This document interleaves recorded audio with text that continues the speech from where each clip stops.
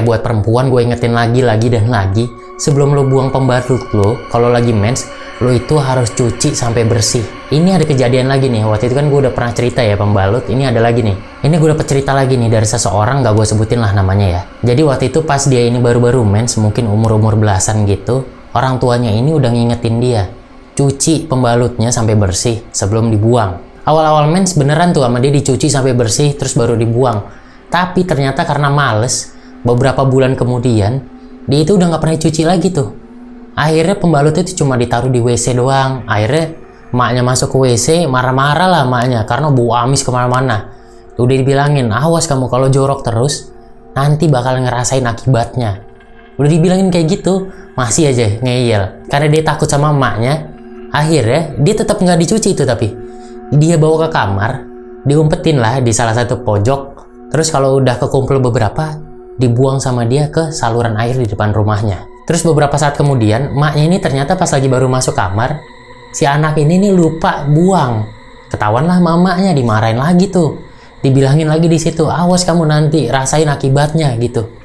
Taunya pas malam, dia itu langsung sesak napas, kayak orang asma gitulah. Dibawa ke dokter, berhari-hari nggak sembuh juga. Terus nih, besok malam ya, pas dia lagi tidur, dia itu kebangun lah tengah malam. Pas lagi kebangun ini, dia tuh ngeliat ada sosok kuntilanak lagi berdiri di tempat dia naruh si pembalut kotornya itu, di sisi kamar, di pojokan tempat gelap gitu. Kuntilanaknya ini agak miring gitu ya, dia jadi bisa ngeliat tuh mukanya hancur.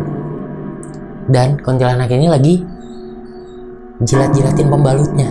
Wah, dia ketakutan tuh, dia kabur ke kamar emaknya, cerita. Terus kata emaknya, emang enak?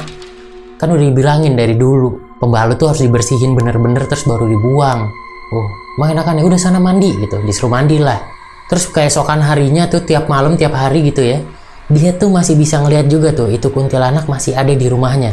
Tapi beda-beda tempatnya, mungkin di dapur, terus di ruang tamu, dimana itu beda-beda. Terus si anak ini cerita lagi lah ke emaknya, kalau dia tuh masih ngeliat si kuntilanak ini. Terus kata emaknya bilang, kalau kepercayaan di sana, kalau udah ada satu makhluk yang ngejilat darah dari pembalut lu, dia bakalan jadi suka sama lu dan akan terus-terusan nempel. Dia panik ya, tapi untung aja tuh setelah dia didoain gitu ya, 1 minggu kemudian barulah dia udah nggak ngeliat lagi tuh kuntilanak. Oh, makanya lu kalau mens sebelum dibuang harus dibersihin deh, daripada lu diikutin sama ditempelin.